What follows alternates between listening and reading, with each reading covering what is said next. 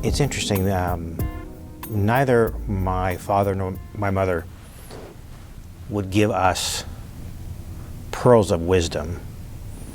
They led by example, not by talking about things. They had incredible work ethic, both of them. And I think that's one of the things they left us with was we can never just rest on our laurels. We have to work and work hard every day for everything that we have. Dad had a saying, you can make your living with your brain or your back. You're better off making it with your brain because it'll last longer. My parents were always available to help us with homework or school projects. Mom was very involved in the PTA. And while they never expressed disappointment if we didn't do well, they also didn't applaud us for doing well. It was expected that we would work hard and that we would achieve the highest of our potential. One of the things that I asked Mario had to do with, your success as a company, but really when you stop and think about it, you start out as a family business, small family business.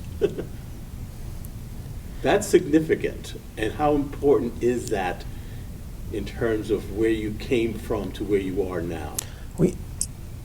Growing up, even before the family business, it was always an unspoken rule that we supported each other. So when my sisters did their performances in drama or in music, we were there. When Mario was on the high school basketball team, we went to the basketball games to support him. And that sense of, you are my family and I'm going to support you and do whatever you need me to do, always came through. Mom would say, help is not doing what you want to do for me, it's doing what I need you to do for me. And that was pervasive. It was always ask someone, how can I help you? And that grew into the family business, and we were all expected to help out because when the business got started, it needed a lot of labor, and frankly, we were cheap labor.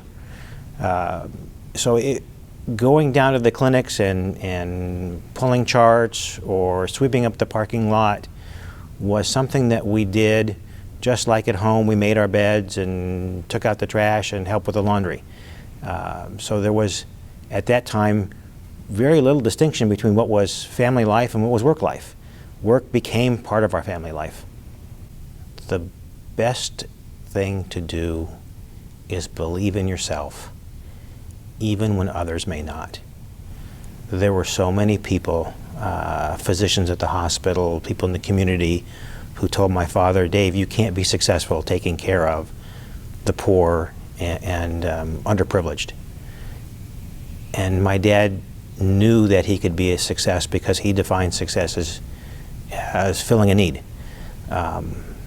And the business grew because he believed, despite everyone who told him he couldn't do it, that he could. He didn't brag about it. He wasn't verbose. He just did it very methodically and let his actions speak for him. And so I took that because I was always the youngest person in every meeting. And I had a big sense of self-awareness that I was in a room and sometimes I had to lead others who were older or more experienced. But I kept that in mind. And as long as I had confidence in myself, people would follow me and we could be successful. You had to describe one long-lasting legacy in Long Beach, first for yourself and then second for the Molina family. What would they be? I think for myself it would be that I always tried to do what was best, keeping others in mind. That's what my parents taught us. We always have people come over for Christmas or Thanksgiving or different holidays if they didn't have a family to go home to. And so it was always about serving ourselves, but serving others at the same time.